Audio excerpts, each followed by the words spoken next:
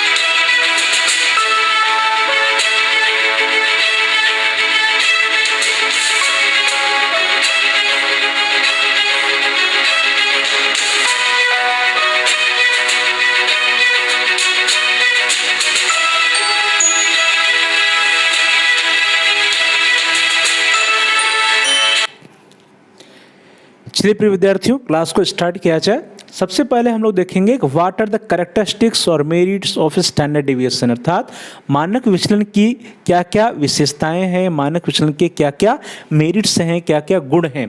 प्रिय विद्यार्थियों, जब हम लोगों ने स्टैंडर्ड डेविएशन या मानक विचलन के बारे में चर्चा किया था, तब हम लोगों ने उसके ऊपर किसी भी कांस्टेंट का या जो भी स्कोर्स होते हैं, जो भी प्राप्तांक होते हैं, उन प्राप्तांकों में जो मैथमेटिकल ऑपरेशंस हम लोग करते हैं, चाहे वो गुणा हो, जोड़ हो, घटाना हो या भाग हो, यदि किसी कांस्टेंट से उसके प्राप्तांक पे करते हैं तो स्टैंडर्ड डेविएशन के मान पे क्या फ़र्क पड़ता है, इसके बारे में हम लोगों ने पिछली क्लास में चर्चा किया था। पिछली क्लास में हम सभी लोगों ने मेजर्स ऑफ वेरिएशन अर्थात विचलनशीलता के जितने भी मान होते हैं, चाहे रेंज हो, मीन डेविएशन हो या एवरेज डेविएशन हो, क्वार्टाइल डेविएशन हो, वेरिएशन हो या स्टैंडर्ड डेविएशन हो, सबके बारे में हम लोगों ने चर्चा किया था कि यदि जो मूल प्राप्तांक होते हैं, जो स्कोर्स होते हैं, जो छात्रों के नंबर होते हैं, यदि उसमें किसी कांस्टेंट से हम जोड़ दें, कोई कांस्टेंट या किसी कांस्टेंट को घटा दें या कोई किसी नियतांक को किसी नियतांक से मल्टीप्लाई कर दें, गुणा कर दें, या किसी नियतांक कांस्टेंट से भाग कर दें, तो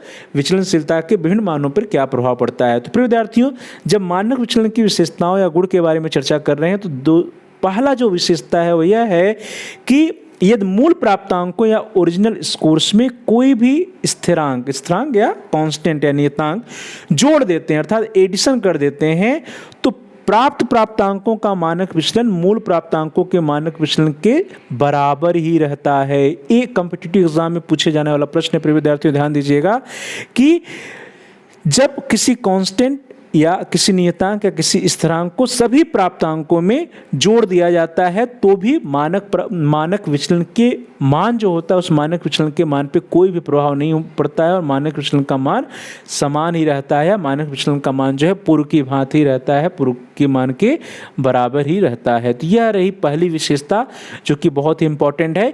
इसी से रिलेटेड जो सेकंड वन है वो दूसरा है कि यदि मूल प्राप्तांकों में किसी स्थिरांक या नियतांक से माइनस कर दें, किसी नियतांक को किसी कांस्टेंट को हम घटा दें। यहाँ पे क्या है, पहले में एडिशन था और यहाँ पे सब्सट्रैक्शन की बात की जा रही है। तो यदि किसी कांस्टेंट या नियतांक को सभी मूल प्राप्तांकों में से घटा दिया जाए तो जो स्टैंडर्ड डेविएशन का मान होता है उस स्टैंडर्ड डेविएशन के मान पे कोई भी प्रभाव नहीं पड़ता है। अर्थात स्टैंडर्ड डेविएशन का या मानक विचलन का जो मान पूर्ववत था, पहले था, वही मान जब किसी कांस्टेंट या किसी नियतांक से सभी मूल प्राप्तांकों या स्कोर्स को हम घटा देते हैं और उसके उपरांत जो स्टैंडर्ड डेविएशन का मान आता है वो मान समान रहता है, बराबर रहता है। तो ये हो गया दो मैथमेटिकल ऑपरेशन की बात हो गई, एडिशन एंड सब्सट्रैक्शन। एडिशन के बाद भी स्टैंडर्ड डेविएशन या मानक विचलन का मान वही रहता है जो पहले था। यदि सब्सट्रैक्शन की बात करिए तो सब्सट्रैक्शन या घटाने पर भी जो पहले मान होता है स्टैंडर्ड डेविएशन का, मानक विचलन का, वही मान बाद में भी होता है, उसके मान पर कोई भी प्रभाव नहीं पड़ता है। इसके आगे हम लोग देखते हैं तीसरा जो मैथमेटिकल ऑपरेशन है जिसको हम लोग मल्टीप्लिकेशन कहते हैं। तो दिए गए आंकड़ों में यदि प्रत्येक प्राप्तांक को हम किसी स्थिरांक कांस्टेंट से क्या कर दें, गुणा कर दें। जब हम किसी का कांस्टेंट से गुणा कर देते हैं, मल्टीप्लाई कर देते हैं, तो इस प्रकार से जो आंकड़े प्राप्त होते हैं, जो डेटा प्राप्त होते हैं, उन डेटा से जब हम स्टैंडर्ड डेविएशन की गणना करते हैं तो मूल आंकड़ों के मानक विचलन को उस स्थिरांक या नियतांक से गुणा करने पर प्राप्त हो जाएगा। ध्यान दीजिए, कहा जा रहा है कि पहले जो स्टैंडर्ड डेविएशन का मान आ रहा था उस स्टैंडर्ड डेविएशन के मान में जब हम उसी कांस्टेंट से मल्टीप्लाई करेंगे तो जो मान आएगा वो नया स्टैंडर्ड डेविएशन होगा। यहाँ पे ध्यान देने वाली बात है कि यहाँ पे स्टैंडर्ड डेविएशन मानक विचलन का मान परिवर्तित हो रहा है, प्रभावित हो रहा है जब हम मल्टीप्लाई कर रहे हैं। इसको एक एग्जाम्पल के हिसाब से देखें, उदाहरण से देखें तो यदि किसी समूह के प्राप्तांकों का मानक विचलन 10 हो और हम प्रत्येक प्राप्तांक को 5 गुना कर दें। ध्यान दीजिए, पहले क्या है, मानक विचलन 10 है और जितने भी डेटाज हैं, जितने भी स्कोर से सभी प्राप्तांकों को हम 5 गुना कर देते हैं, अर्थात 5 से मल्टीप्लाई कर देते हैं।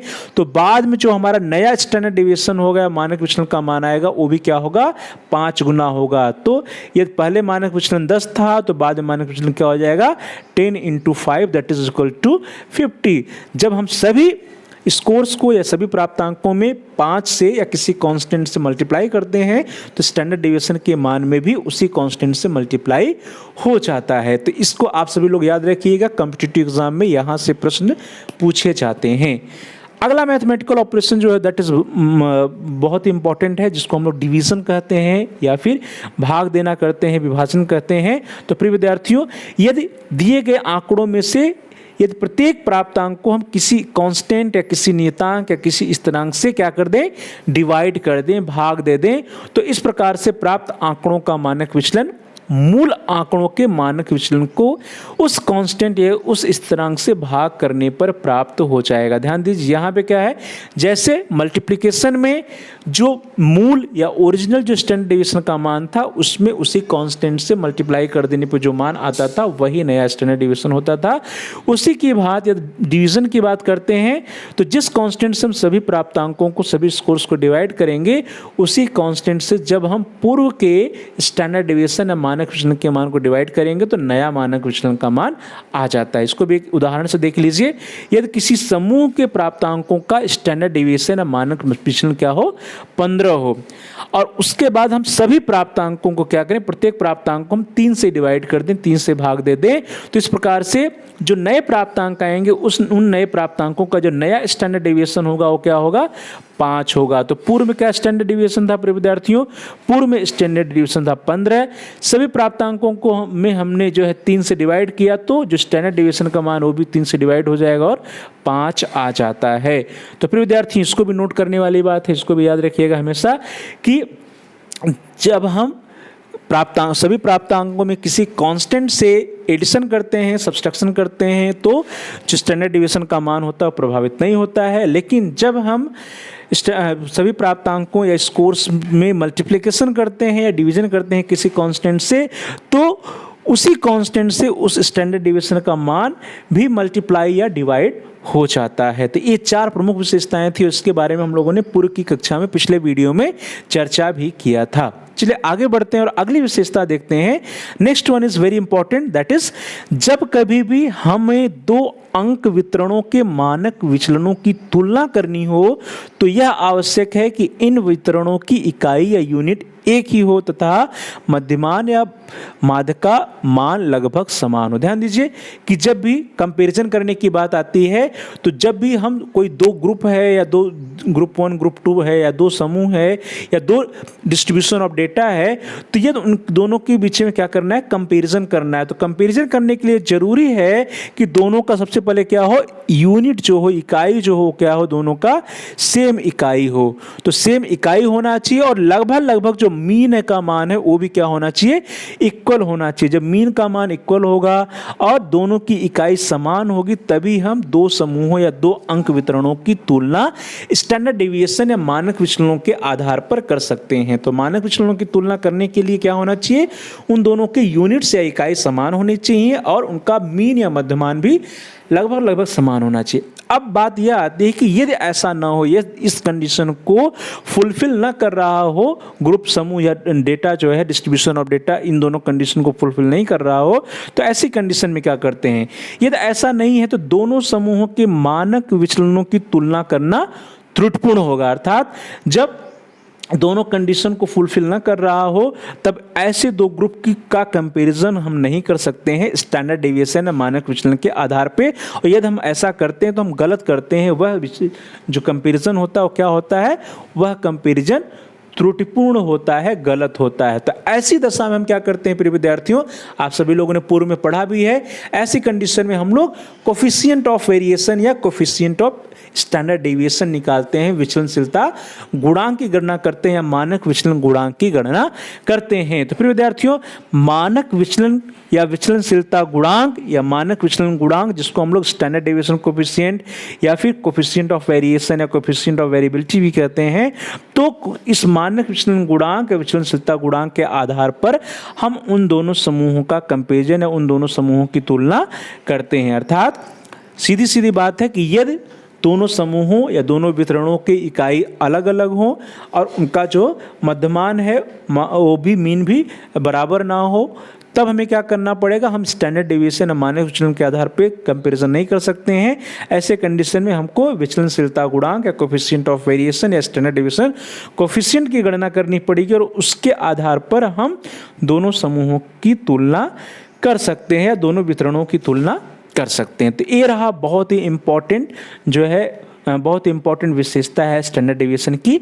अगली विशेषता है दैट इज कि मानक विचलन के मान पर प्रत्येक प्राप्तांक का प्रभाव पड़ता है। ध्यान दीजिए, जितने भी स्कोर्स होते हैं, जितने भी प्राप्तांक होते हैं किसी भी ग्रुप में या डिस्ट्रीब्यूशन में, उसमें से सभी प्राप्तांक के सभी स्कोर्स का इफेक्ट स्टैंडर्ड डेविएशन के मान पर पड़ता है। अर्थात दूसरी भाषा में हम कहें तो बहुत ही अधिक सेंसिटिव होता है, बहुत ही अधिक सेंसिटिव होता है। अर्थात यदि कोई भी एक प्राप्तांक या कोई भी एक स्कोर वेरी करता है या चेंज कर जाता है तो तुरंत स्टैंडर्ड डेविएशन का मान भी प्रभावित हो जाता है। तो ये इसकी एक विशेषता भी है कि मानक विचलन के मान पर प्रत्येक प्राप्तांक का प्रभाव पड़ता है।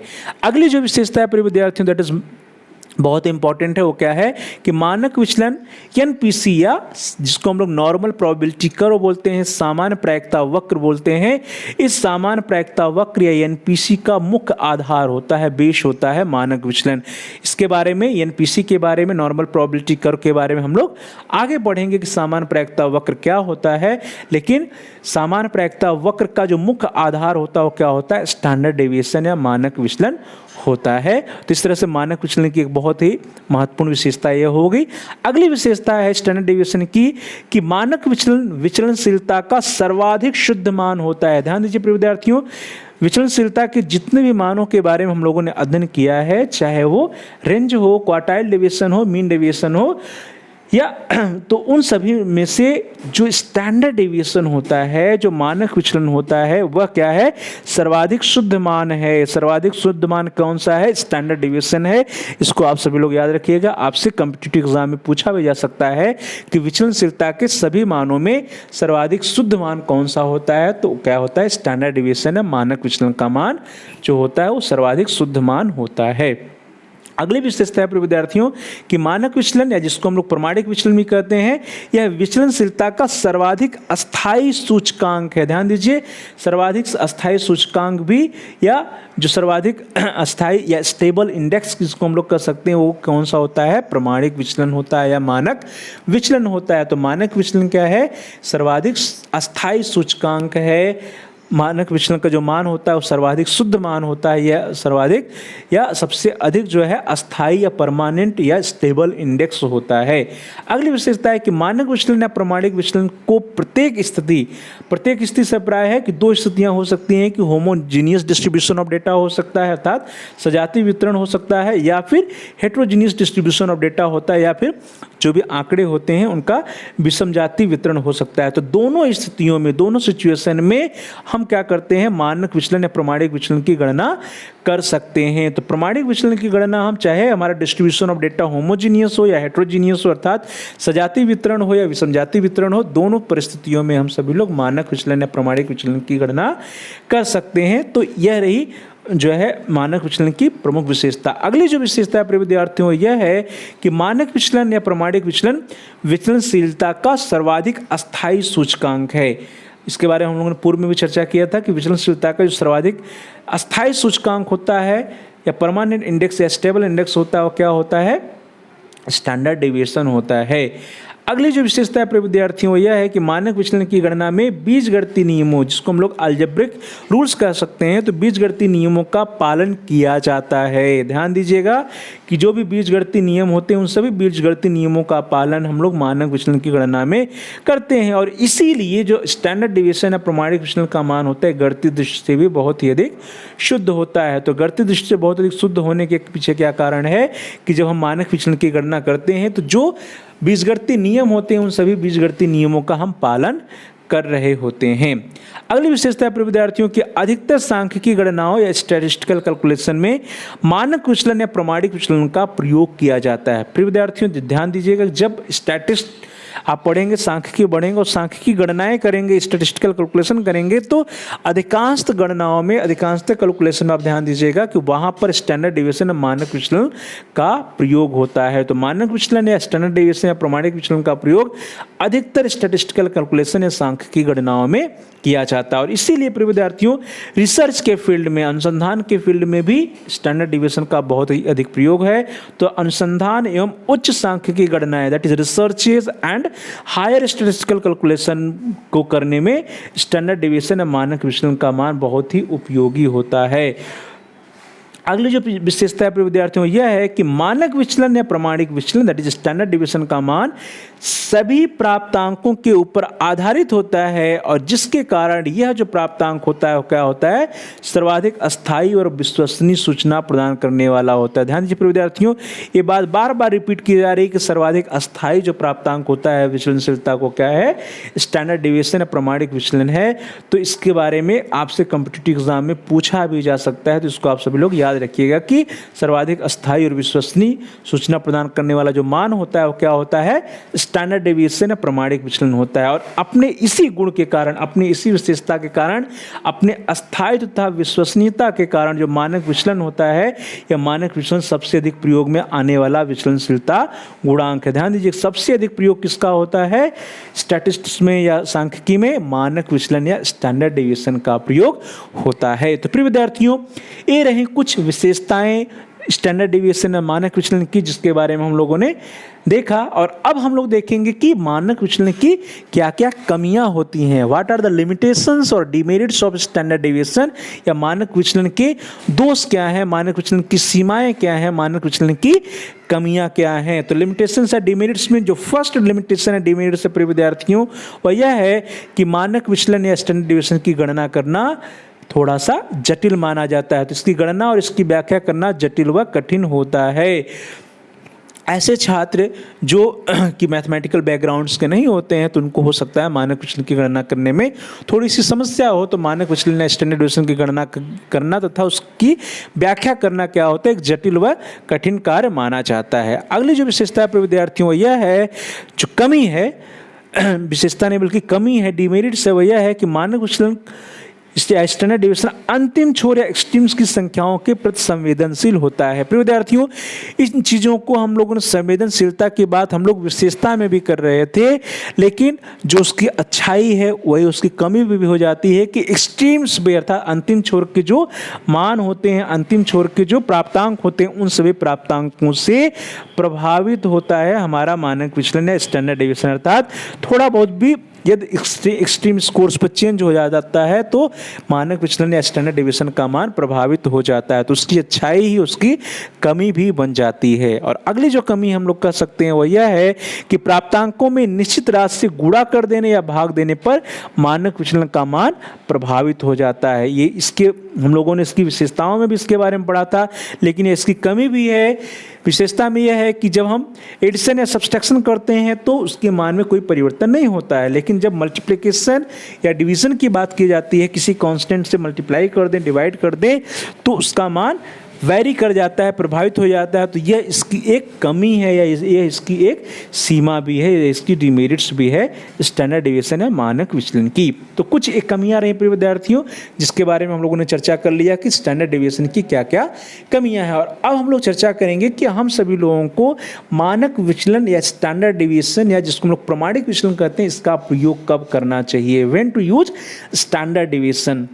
तो प्रिय विद्यार्थियों, अभी तक जितना हम लोगों ने देखा उसमें यदि आप ध्यान दें तो इसकी विशेषताएं बहुत ही अधिक हैं, तो इनकी विशेषताओं के आधार पर हमें स्टैंडर्ड डेविएशन या मानक विचलन या प्रमाणिक विचलन का प्रयोग करना चाहिए। इसकी यदि प्रयोग की बात करें तो इसका जो यूज होता है जब सांख्यिकी में सर्वाधिक स्थायित्व या स्थिरता वाले विचलनशीलता मान या विचलनशीलता गुणांक की गणना करनी है। ध्यान दीजिए, ये विशेषता ही है इसकी कि सर्वाधिक स्थायित्व या सर्वाधिक स्थिरता वाला मान क्या होता है, वो स्टैंडर्ड डेविएशन होता है।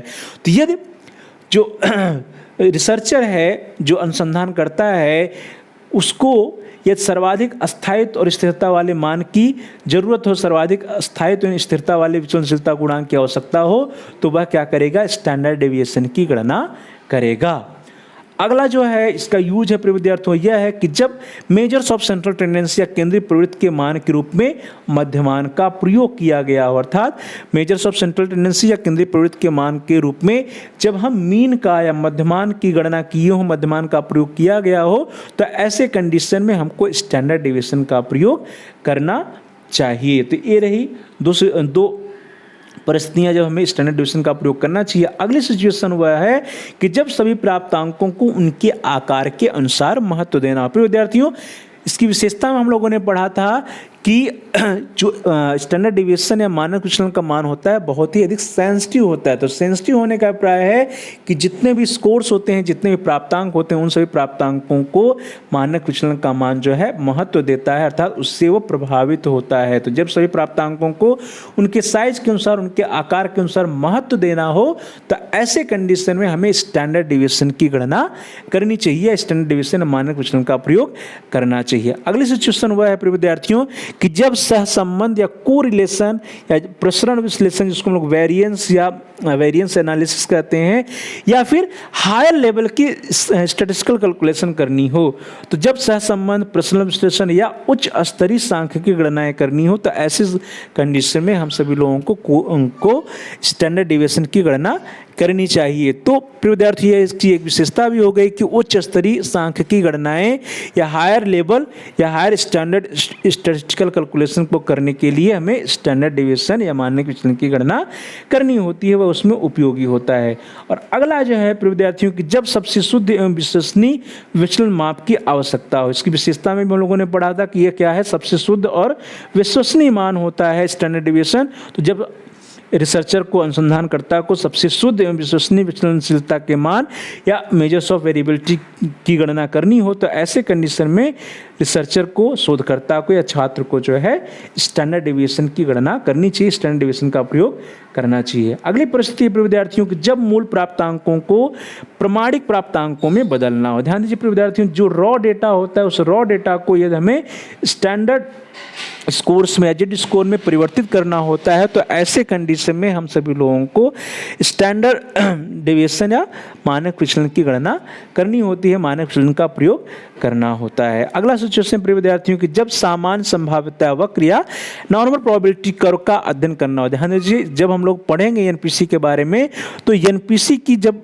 एनपीसी का स्टडी करना होता है, सामान्य प्रायिकता वक्र या नॉर्मल प्रोबेबिलिटी कर्व का अध्ययन करना होगा तो वहाँ पे हमको स्टैंडर्ड डेविएशन का प्रयोग करना होता है। तो स्टैंडर्ड डेविएशन हमें एनपीसी का अध्ययन करने में उपयोगी होता है, तो इसलिए जब आपको एनपीसी का अध्ययन करना हो तो ऐसे कंडीशन में हमको मानक विचलन की गणना करनी चाहिए। अगला है कि जब दो अंक वितरणों की का तुलनात्मक अध्ययन करना हो, अर्थात जब दो ग्रुप हो या दो समूह हो, दो डिस्ट्रीब्यूशन ऑफ डेटा हो, दो अंक वितरण हो और उनका हमें कंपैरिजन करना हो उनके वितरण के बारे में कि कौन सा ज़्यादा होमोजीनियस है या कौन सा ज़्यादा हेट्रोजीनियस है, जब इसकी हमें गणना करनी होती है तो ऐसे कंडीशन में हम सभी लोग क्या करते हैं, स्टैंडर्ड डेविएशन की गणना करते हैं।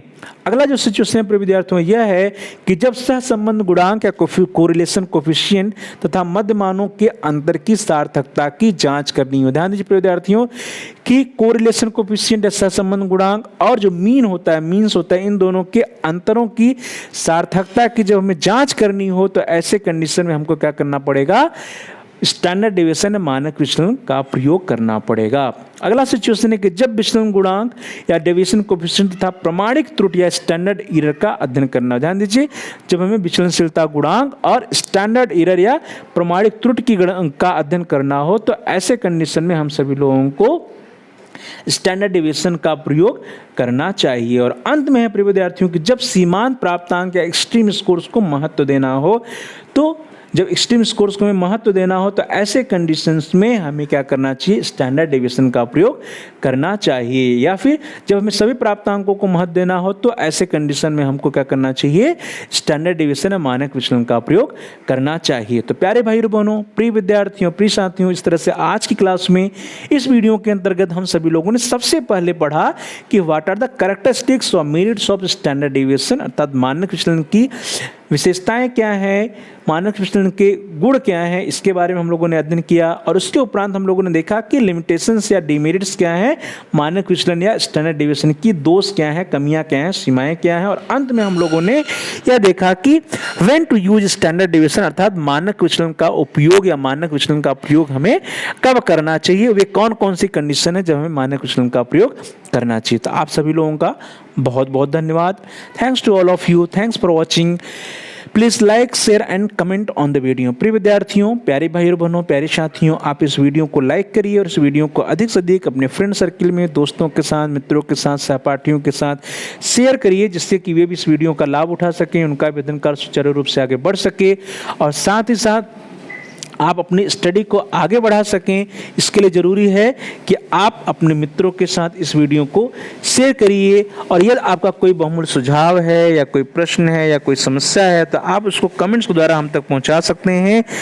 आपका जो भी प्रश्न होगा उन प्रश्नों का हम उत्तर देने का प्रयास करेंगे, आपकी समस्याओं का समाधान करने का प्रयास करेंगे और साथ ही साथ जो भी आपके वैल्यूएबल सजेशंस आएंगे उन सजेशन पर, उन सुझावों पर हम अनुपालन करने का भी प्रयास करेंगे। तो please like, share and comment on the video, also subscribe the channel. आप सभी प्यारे भाई और बहनों में से, प्रिय विद्यार्थियों में से, प्रिय साथियों में से जिन लोगों ने अभी तक चैनल को सब्सक्राइब नहीं किया है, कृपया आप चैनल को सब्सक्राइब कर लीजिए, जिससे कि आप अपने कोर्स से रिलेटेड सभी एजुकेशनल वीडियोज को आसानी से सर्च कर पाएँ, आसानी से प्लेलिस्ट में जाकर के ढूंढ पाएँ। इसके लिए ज़रूरी है कि आप चैनल को सब्सक्राइब कर लीजिए और साथ ही साथ जहाँ सब्सक्राइब लिखा होगा उसके बगल में एक बेल का आइकन होगा, घंटी का आकार बना होगा। प्रिय विद्यार्थियों, यदि लाल है, रेड है तो उसको प्रेस करिए, उसको दबाने पर कुछ ऑप्शंस आते हैं, उन ऑप्शंस में से आप आल के ऑप्शन को सिलेक्ट कर लीजिए। इससे यह होगा कि आपके कोर्स से रिलेटेड जितने भी नए एजुकेशनल वीडियोज आएंगी उसकी सूचना, उसकी इन्फॉर्मेशन, उसके नोटिफिकेशंस आपको समय से मिल जाएगा और आपका कोई भी वीडियो मिस नहीं होगा। तो please like, share and comment on the video. New, also subscribe the channel and press the bell icon all. आप सभी लोगों का बहुत बहुत धन्यवाद। Thanks to all of you.